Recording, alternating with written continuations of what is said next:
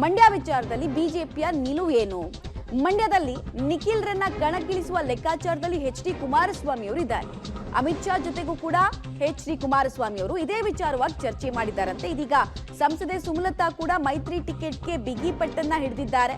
ಮೈತ್ರಿ ಧರ್ಮ ಪಾಲನೆಯ ಮನವೊಲಿಕೆಗೆ ಬಿಜೆಪಿ ವರಿಷ್ಠರು ಯತ್ನಿಸ್ತಾ ಇದ್ದಾರಾ ಹಾಗಾದ್ರೆ ಅನ್ನೋದು ಪ್ರಶ್ನೆ ಆಗ್ತಾ ಇದೆ. ಸುಮಲತಾ ಅವ್ರಿಗೆ ಏನ್ ಬೆಸ್ಟ್ ಅನ್ನು ಆಫರ್ ಮಾಡುತ್ತೆ ಹಾಗಾದ್ರೆ ಬಿಜೆಪಿ? ಸಂಧಾನದಲ್ಲಿ ಇದು ಮುಗಿಯುತ್ತೋ ಅಥವಾ ಸಮರದ ಬಾವುಟವನ್ನ ಹಿಡಿತಾರ ಸುಮಲತಾ ಅವರು? ಮಂಡ್ಯ ಅಭ್ಯರ್ಥಿ ಆಯ್ಕೆಗೆ ಇರುವಂತಹ ಕುತೂಹಲಕ್ಕೆ ಇವತ್ತೇ ತೆರೆ ಎಳೆಯೋ ನಿಟ್ಟಿನಲ್ಲಿ ಹೈಕಮಾಂಡ್ ಮನಸ್ಸು ಮಾಡಿದೆ ಅನ್ನೋದು ಕೂಡ ತಿಳಿದು ಬರ್ತಾ ಇದೆ.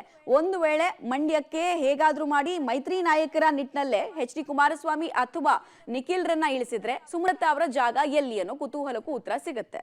ಡೀಟೇಲ್ಸ್ ಕೊಡ್ತಾರೆ ಶಬೀರ್. ಈಗ ಸುಮಲತಾ ಅವ್ರನ್ನ ಕರೆಸ್ಕೊಂಡಿದ್ದಾರೆ ಸರಿ, ಬಟ್ ಈಗಾಗಲೇ ಮಂಡ್ಯವನ್ನ ಜೆಡಿಎಸ್ಗೆ ಬಿಟ್ಕೊಟ್ಟಿದ್ದಾರೆ ಅಂತ ಕುಮಾರಸ್ವಾಮಿ ಅವರು ಈ ಹಿಂದೆ ಸ್ಟೇಟ್ಮೆಂಟ್ ಅನ್ನು ಕೊಟ್ಟಿದ್ದಾರೆ. ಸೊ ಈಗ ಕರೆಸ್ಕೊಂಡಿರೋದ್ರ ಹಿಂದಿನ ಕ್ಯಾಲ್ಕುಲೇಷನ್ ಏನು? ಒಂದು ವೇಳೆ ಮಂಡ್ಯ ಅಲ್ಲ ಅಂತ ಹೇಳಿದ್ರೆ ಚಿಕ್ಕಬಳ್ಳಾಪುರ ಆಪ್ಷನ್ ಬಗ್ಗೆ ಏನಾದ್ರೂ ಇವತ್ತು ಚರ್ಚೆ ಮಾಡ್ತಾರಾ ಅಥವಾ ಆಲ್ರೆಡಿ ಮಾಡಿದ್ದಾರಾ? ಇವತ್ತು ಬಿಜೆಪಿ ರಾಷ್ಟ್ರೀಯ ಅಧ್ಯಕ್ಷ ಜೆ.ಪಿ. ನಡ್ಡಾ ಅವರನ್ನ ಸುಮಲತಾ ಅವರು ಭೇಟಿ ಆಗ್ಲಿದ್ದಾರೆ. ಕೇಂದ್ರ ಗೃಹ ಸಚಿವ ಅಮಿತ್ ಶಾ ಅವರನ್ನ ಎಚ್.ಡಿ. ಕುಮಾರಸ್ವಾಮಿ ಅವರು ಭೇಟಿ ಆದ ಬೆನ್ನಲ್ಲೇ ಈಗ ಸುಮಲತಾ ಅವರಿಗೆ ಹೈಕಮಾಂಡ್ ಬುಲಾವ್ ಕೊಟ್ಟಿರುವಂತದ್ದು. ಈ ಹಿನ್ನೆಲೆಯಲ್ಲಿ ಅವರು ಜೆ.ಪಿ. ನಡ್ಡಾ ಅವರನ್ನ ಭೇಟಿಯಾಗಿ ಮಾತುಕತೆಯನ್ನ ಕೂಡ ನಡೆಸ್ತಾರೆ. ಮಂಡ್ಯ ಅಭ್ಯರ್ಥಿ ಆಯ್ಕೆ ವಿಚಾರಕ್ಕೆ ಸಂಬಂಧಪಟ್ಟಂತೆ ಇವತ್ತು ಮಹತ್ವದ ಚರ್ಚೆ ನಡೆಯುವಂತ ಸಾಧ್ಯತೆಗಳನ್ನ ನಾವು ನಿರೀಕ್ಷೆ ಮಾಡಬಹುದು. ಮೈತ್ರಿಯ ಭಾಗವಾಗಿ ಮಂಡ್ಯವನ್ನ ಈಗಾಗಲೇ ಬಹುತೇಕ ಜೆಡಿಎಸ್ಗೆ ಬಿಟ್ಕೊಡುವಂತಹ ಎಲ್ಲಾ ನಿರ್ಧಾರಗಳು ಕೂಡ ಆಗಿರುವಂತದ್ದು. ಮಂಡ್ಯದಿಂದ ನಿಖಿಲ್ ಸ್ಪರ್ಧೆ ಮಾಡ್ತಾರೆ ಅನ್ನುವಂತ ಮಾಹಿತಿಗಳು ಕೂಡ ಲಭ್ಯ ಆಗಿದ್ದಾವೆ.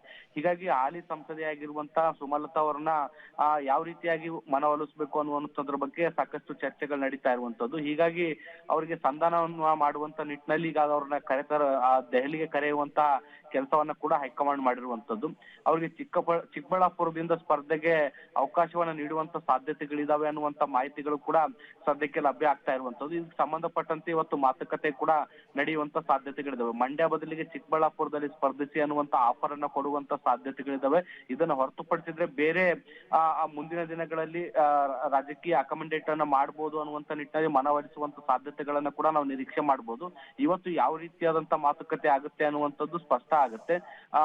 ಸುಮಾರು ಮಧ್ಯಾಹ್ನದ ವೇಳೆಗೆ ಅವರು ನಡ್ಡಾ ಅವ್ರನ್ನ ಭೇಟಿ ಆಗ್ಬೋದು ಅನ್ನುವಂತ ಮಾಹಿತಿಗಳು ಕೂಡ ಸದ್ಯಕ್ಕಿದಾವೆ ಮಮತಾ. ರೈಟ್, ಧನ್ಯವಾದ ಶಬೀರ್ ತಮ್ಮ ಮಾಹಿತಿಗಾಗಿ.